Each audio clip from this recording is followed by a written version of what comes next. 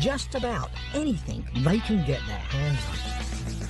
To cut down on crime and antisocial behaviour, police and other agencies are using new tactics and technology where the bad guys get caught in the act. Brilliant footage. Police officers love CCTV. Local councils, shops and businesses are laying some traps of their own. As soon as he walked into the picture, I knew who he was. And the general public too can help unsuspecting crooks get their comeuppance. We definitely needed proof. You're not going to get away with it, you might need to pack up. It made them swallow a pride, it was brilliant. So, anyone who's up to no good had better think twice. They might just get caught red-handed.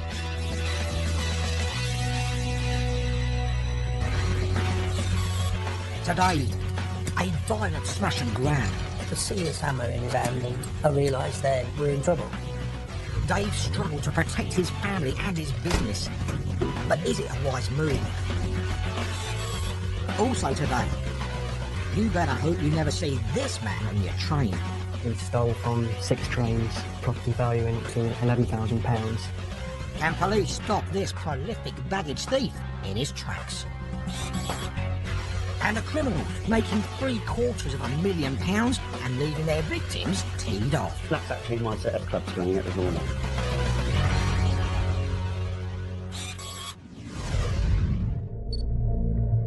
The town of Andover in Hampshire. It's just before 10 o'clock and the CCTV cameras in this jeweller's show an assistant quietly serving a customer and her 2-year-old grandson. But outside, the camera is about to capture the terrifying moment 2 criminals roar up on a high-powered motorbike.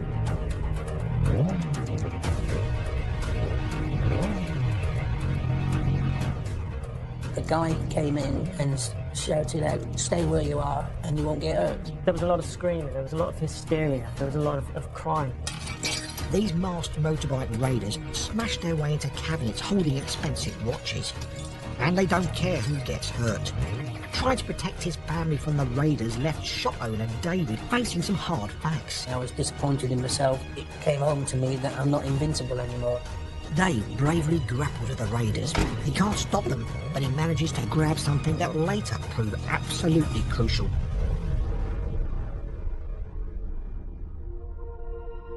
Dave Mellor runs 3 successful jewellers in Hampshire with his wife Christine and their 3 children. He's grown the business from humble beginnings. I started off with £400 worth of stock. I went off to Blackbush Market in 1976, and that's the start of the business. All his hard work paid off, and the business is still going strong, nearly 40 years later. I wanted my name up on several shops and my children in the business, and I'm very, very lucky to have that situation now. But one quiet Wednesday morning, Dave's not so lucky. A regular customer is in the shop with her 2-year-old grandson. She chats to a member of staff while Dave's working in an office out the back. But this is about to become a crime scene. I'm in the workshop and I'm doing a job on a watch, and I could hear this motorbike coming up. I didn't think nothing of it. A guy came in and shouted out, "Stay where you are and you won't get hurt." And that was it. I was up to see his hammer in his hand, and I realised then that we're in trouble. The robber knows exactly what he wants and heads straight to the window display, full of expensive watches. The next thing I hear is the cabinets smashing. My girls are screaming. It was very, very loud. The glass was flying everywhere. And he was hitting it with this claw hammer and pulling it as well, so he could get his hands in to steal the watches. Glass shatters across the room. The customer throws herself over the pushchair in a desperate attempt to protect her grandson. With his family and customer threatened, Dave courageously confronts the robbers. I just went at him. I just pushed him through the door. In the desperate struggle, Dave falls against the side of the moving motorbike. I just ended up on the floor. Him being a lot younger than me, managed to get up a lot quicker.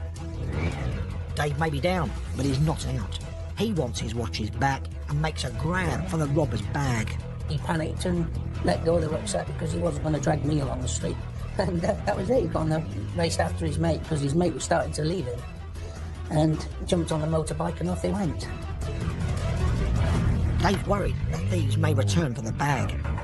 I threw it over my shoulder to get it as far away from me as possible, giving me time to get up if they come back for it.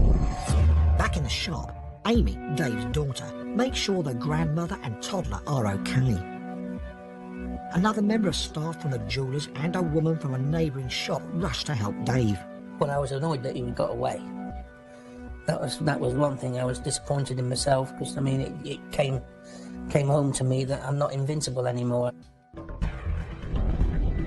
In just 6 seconds, the raiders have got away with £13,000 worth of watches despite Dave's valiant efforts to stop them.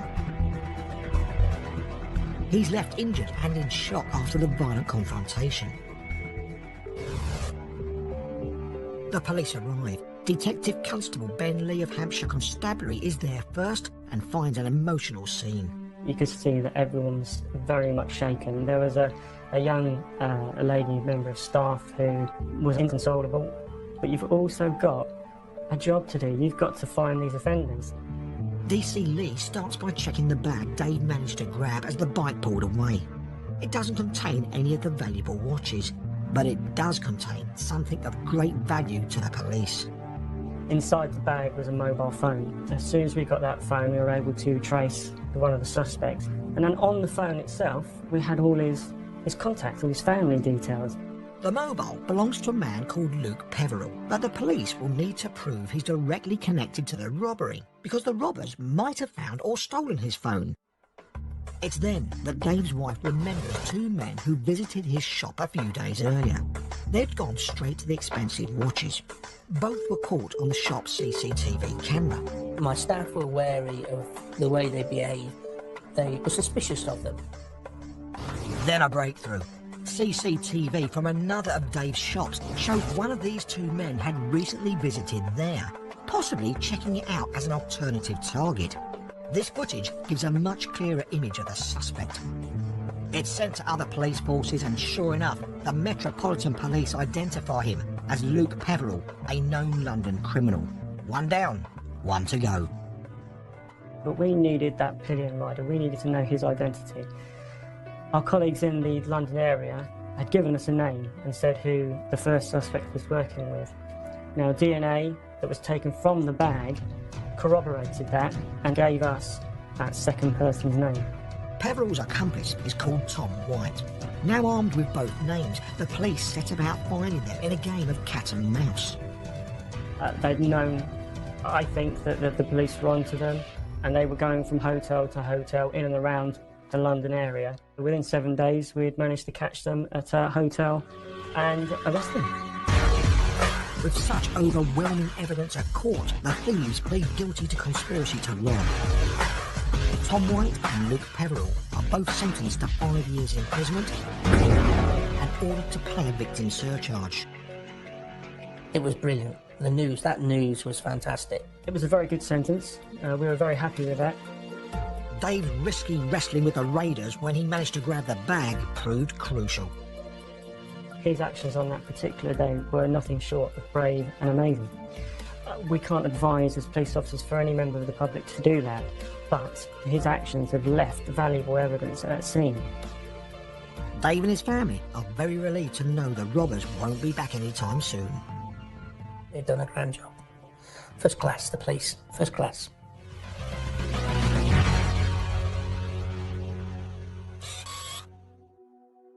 The more evidence left at the scene of a crime, the more chance there is of catching the crooks. So, if people are unlucky enough to be the victim of a crime, there are things they can do to help police catch the perpetrators. After an incident, it's really important that the scene is locked down. In effect, it's frozen in time. And we don't want people to go into that particular area and eat and drink and perhaps allow pets into that area, because all of those things can affect the forensic recovery, which might lead to the arrest of a suspect. Police CSIs see crime scenes much different to the general public. They're highly trained and they will see things that we won't see. A lot of forensic evidence isn't visible to the naked eye. Most people probably watch CSI on the television, and it's not dissimilar to some of that. So we can get fingerprints off hard surfaces, glass in particular, but DNA in particular is so sensitive now that we can pick DNA off virtually any surface. Coming up, stealing from golf clubs may not sound like major crime, but these two crooks are walking away with hundreds of thousands of pounds worth of equipment. Police want to put an end to their game. The scale of this was quite incredible. It really did stretch the length and breadth of the UK.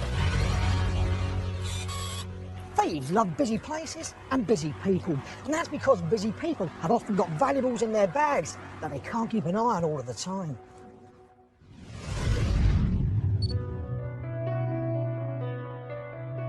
Paddington train station in London. It's 10 days before Christmas, one of the busiest times of the year.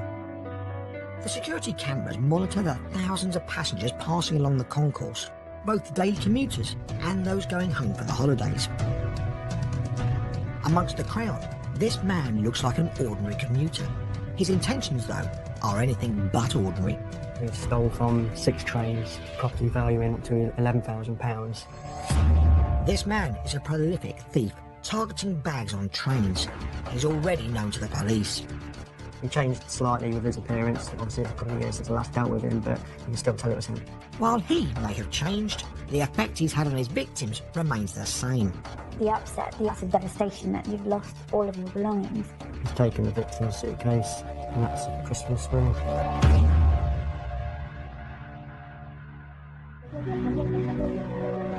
The British Transport Police have the task of keeping people and their possessions safe on the nation's railways. Detective Constable Dave Graney specialises in catching the thieves who target the transport network. It's the big problem, and we've got lots of different teams who go out and about in plain clothes looking for the thieves, and we've also got teams that carry on investigations.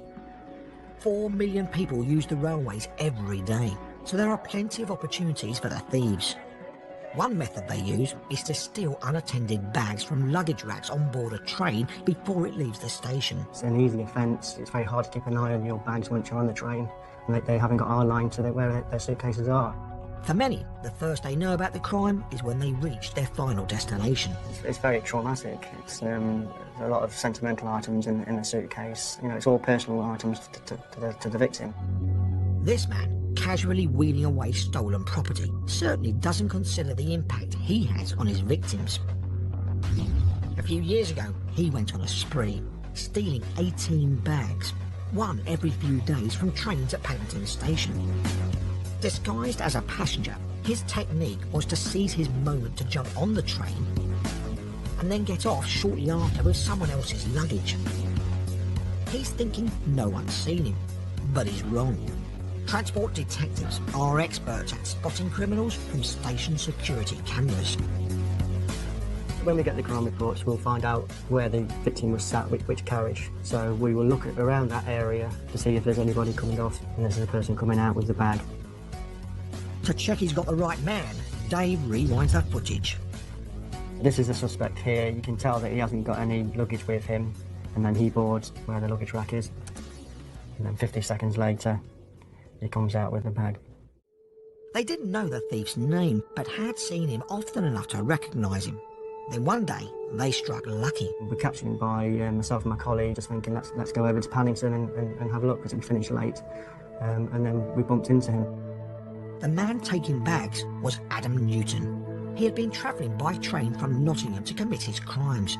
He was caught and sentenced to 18 months in prison. End of story, you might think. Well, not quite. Fast forward 3 years. It's Christmas time again. Claire is packing her bags after visiting her friends in London. She's going to catch a train back home to Edinburgh from King's Cross Station. I'd packed all my favourite things. I also packed a whole load of jewellery as well, because I can never decide what I want to wear. When we got on the train, we put our luggage in the racks, gone and sat down in our seats, which were literally 3 seats away, but our backs were to it. For the next sort of minute or so after we got on, I kept looking around, but then I was just like, okay, it'll be fine. The train leaves London, and over an hour later, Claire goes to find her bag. I got up just to check it was there, and discovered that it was gone, so... With the help of the guard, she frantically searches all the carriages, but it's nowhere to be seen. At the time, it's just awful. The upset, the panic, and the sort of feeling of that's a devastation that you've lost all of your belongings. It was very sad to discover that some of my favourite pieces that I'd had for years and years and years had been taken. Claire phones the British Transport Police, only to find out that her theft isn't the only one that's happened at the weekend. 6 bags have been stolen from Paddington and 2 from King's Cross.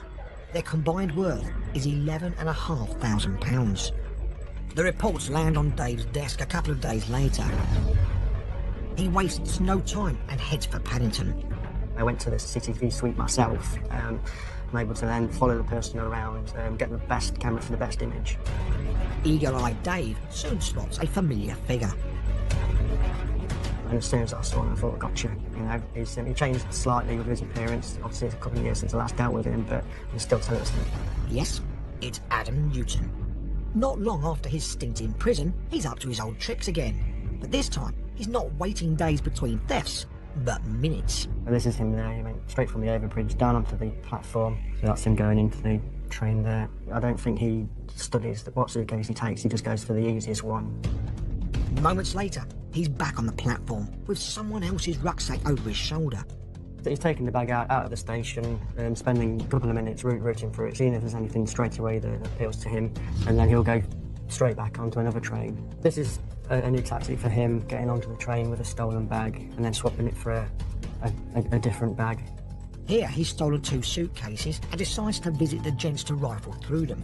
He even manages to sweet-talk his way in without paying. And this is him leaving without any of the suitcases. And straight away, he goes onto another train. He has no idea what's in the luggage, but just looks for anything valuable, like jewellery, phones and laptops. It's definitely a lucky dip, but if they steal enough, soon enough, they will get something that they like. For Claire, knowing the random way in which Newton selects the bags puts her mind at ease in one way.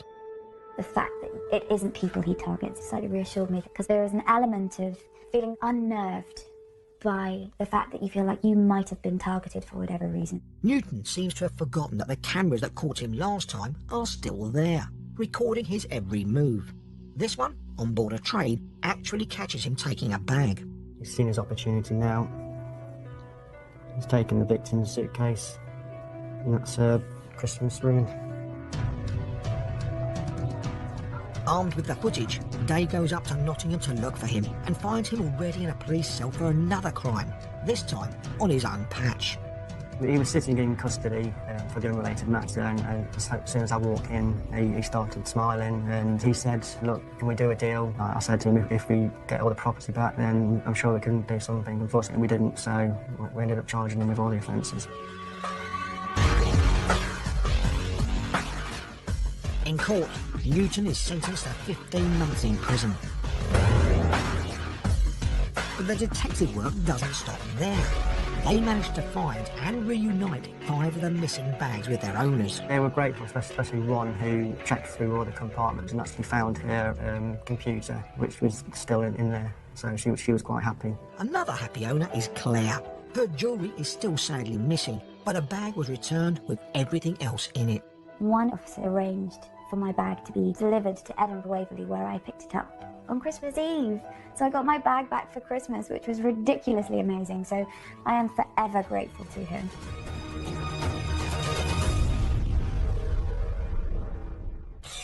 Coming up next, the dangers of illegal street racing. But luckily, these reckless drivers are heading for the pits.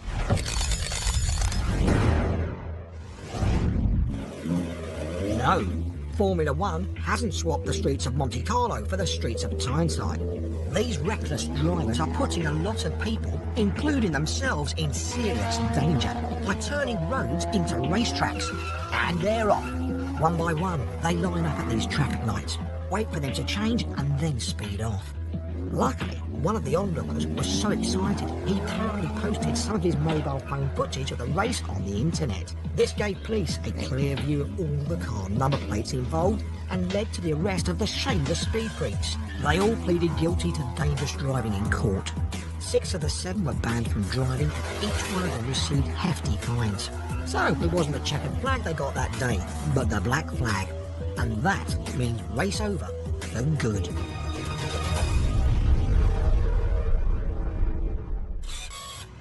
I told you, you were about to see a couple of thieves who had just stolen goods worth £750,000. You might think they had just raided a jewellery shop. But you'd be wrong. Their victims aren't jewellers, they're golfers.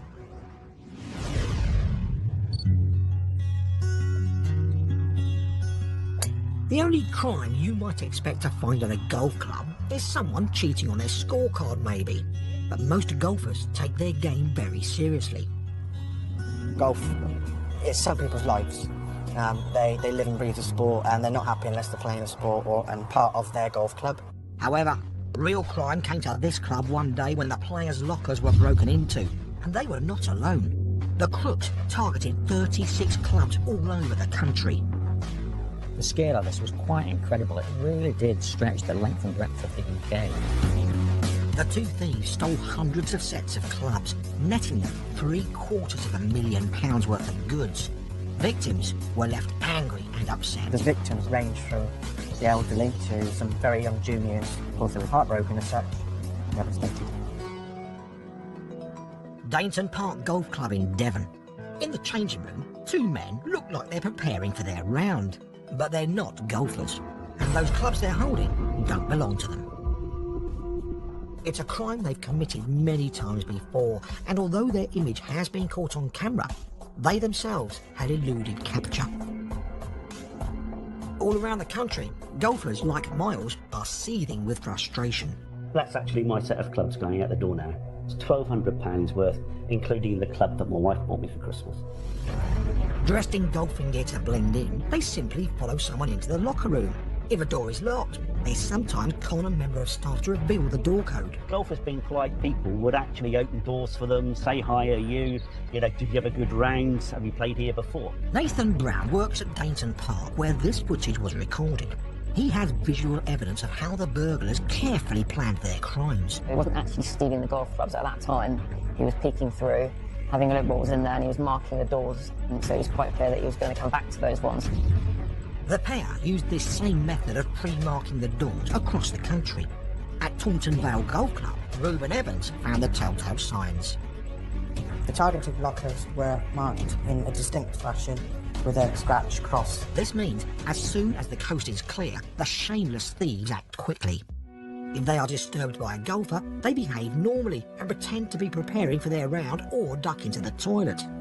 And here you see the offender down the bottom right, making his way into the loo. I've just finished my round of golf. It's quite frustrating watching it back because you'll see me walk in and actually walk straight past him, not knowing who he is.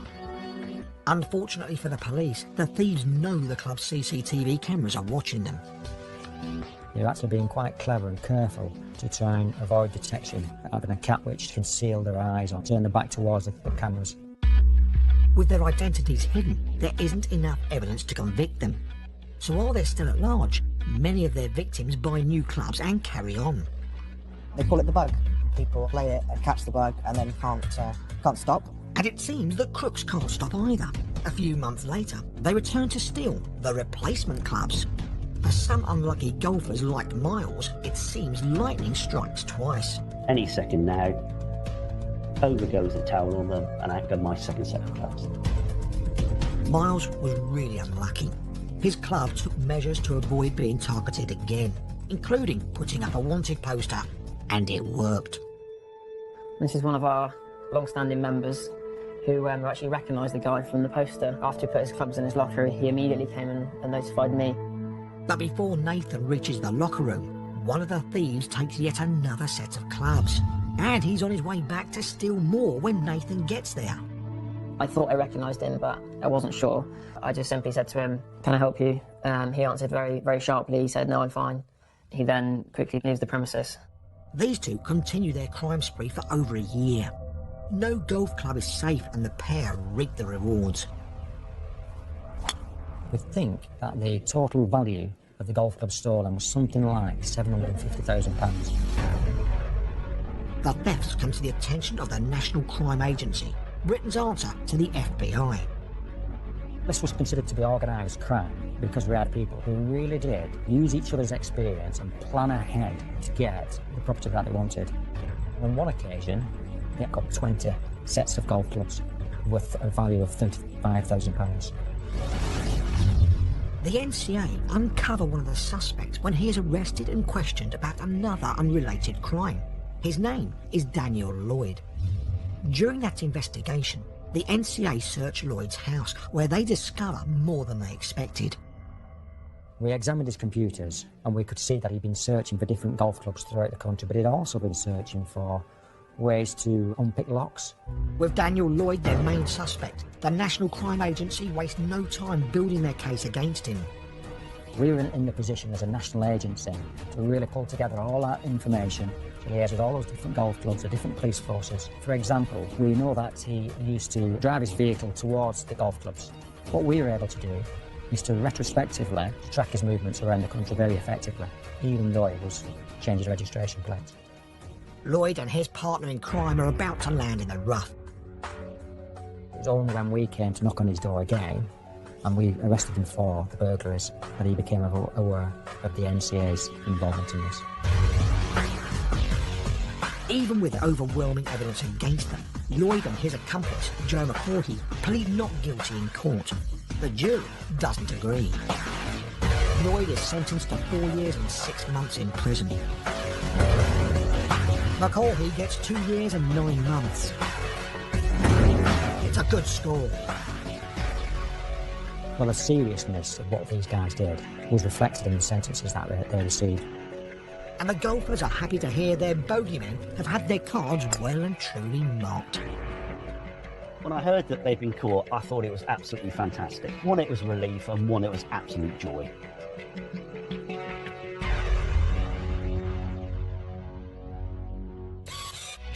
That's it for today. Join us next time when the police and the public catch more criminals red-handed.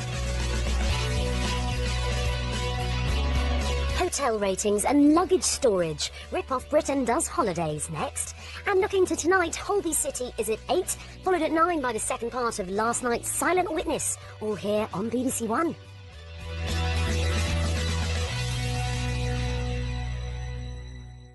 Property valuing to £11,000. Can police stop this prolific baggage thief in his tracks? And the criminals making £750,000 and leaving their victims teed off. That's actually my set of clubs going at the corner.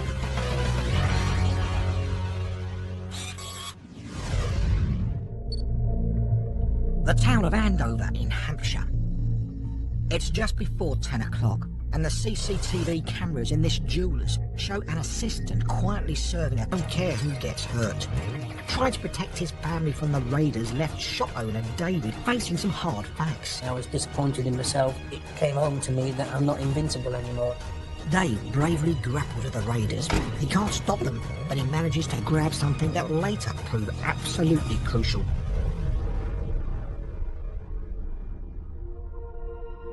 Dave Mellor runs 3 successful jewellers in Hampshire with his wife Christine and their 3 children. He's grown the business from humble beginnings. Just about anything they can get their hands on.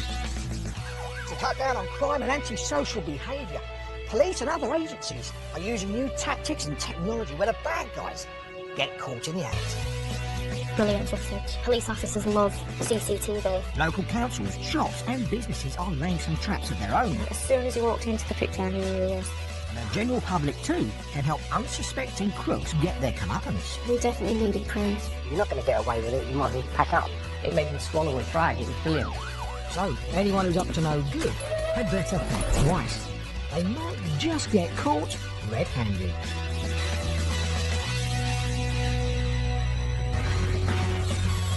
Today, a violent smash and grab. To see this hammer in his hand, and I realised then we're in trouble. Dave struggled to protect his family and his business. But is it a wise move? Also today, you better hope you never see this man on your train. He stole from 6 trains. Customer and her 2-year-old grandson.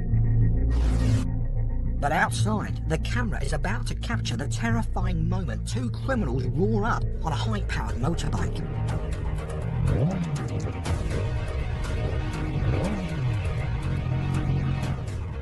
a guy came in and shouted out, "Stay where you are and you won't get hurt." There was a lot of screaming, there was a lot of hysteria, there was a lot of crying. These masked motorbike raiders smashed their way into cabinets holding expensive watches. And they